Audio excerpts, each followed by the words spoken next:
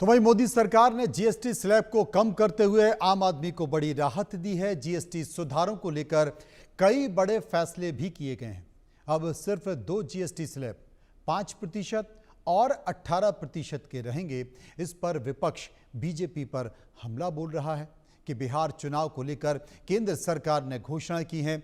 इस पर बात करने के लिए इस वक्त हमारे साथ मौजूद हैं केंद्रीय वित्त राज्य मंत्री पंकज चौधरी जी, जो कि कल निर्मला सीतारमण के साथ बैठे थे, प्रेस कॉन्फ्रेंस में घोषणाएं कर रहे थे।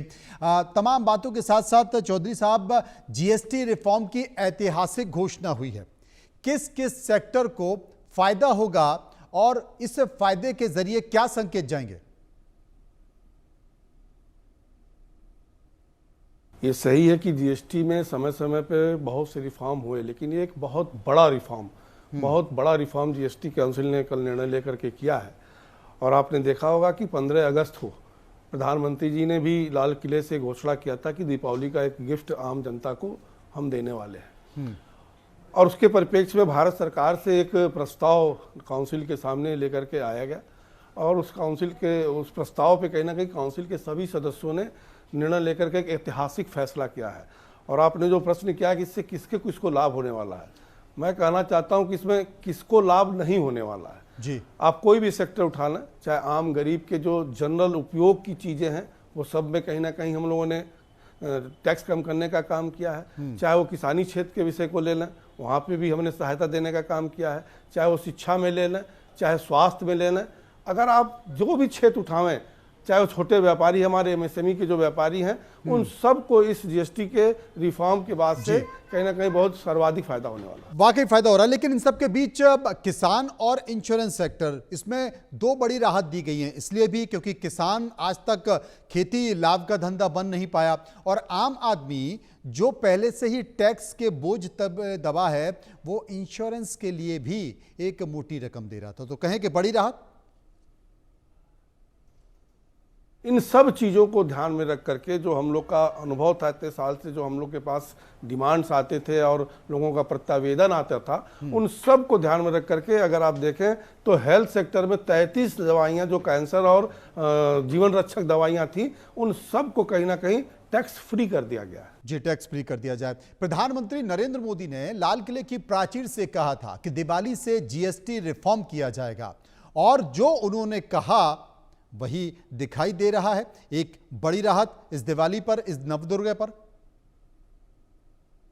निश्चित तौर से प्रधानमंत्री जी ने लाल किले के प्राचीन से ये घोषणा किया था कि दीपावली के पहले हम गिफ्ट देंगे और उन्होंने एक प्रस्ताव काउंसिल के सामने भेजा।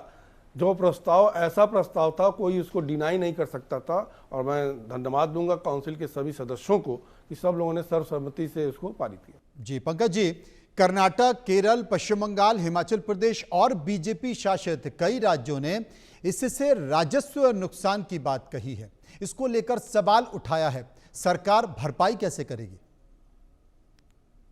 देखिए, सरकार की जिम्मेदारी होती है कि आम जन को हम कैसे सुविधा प्रदान करें, उनको राहत कैसे दें।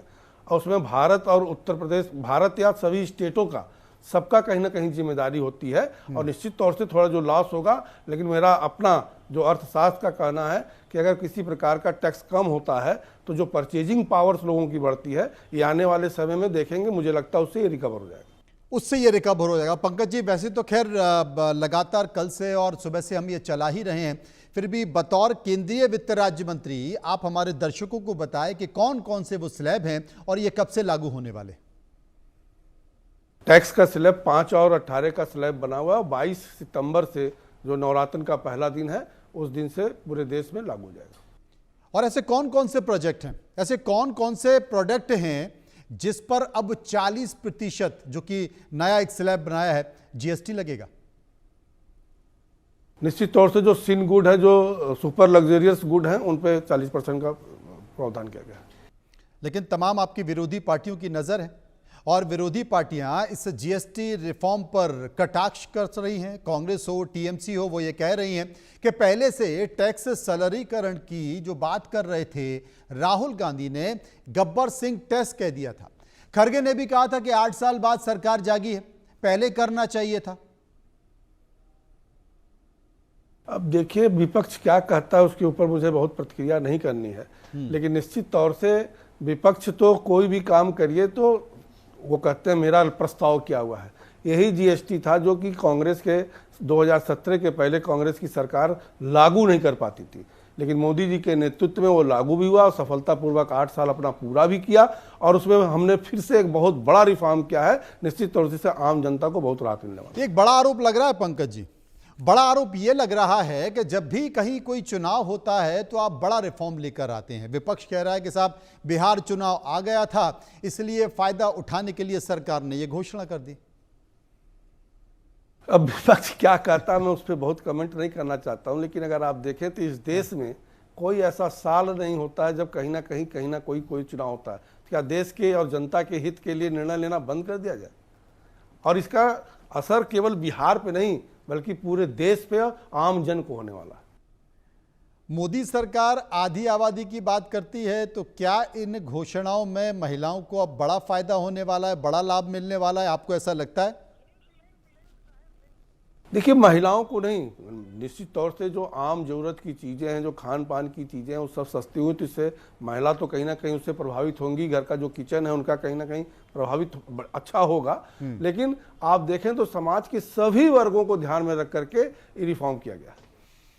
शुक्रिया करेंगे पंकज जी, विस्तार से आप हमारे साथ बातचीत कर रहे थे। रुकेंगे यहाँ पर कुछ पलों के लिए और ब्रेक के बाद वापस आएंगे तो एक ऐसे विषय की चर्चा करेंगे जिसकी चर्चा पूरे देश में हो रही है। ब्रेक के बाद।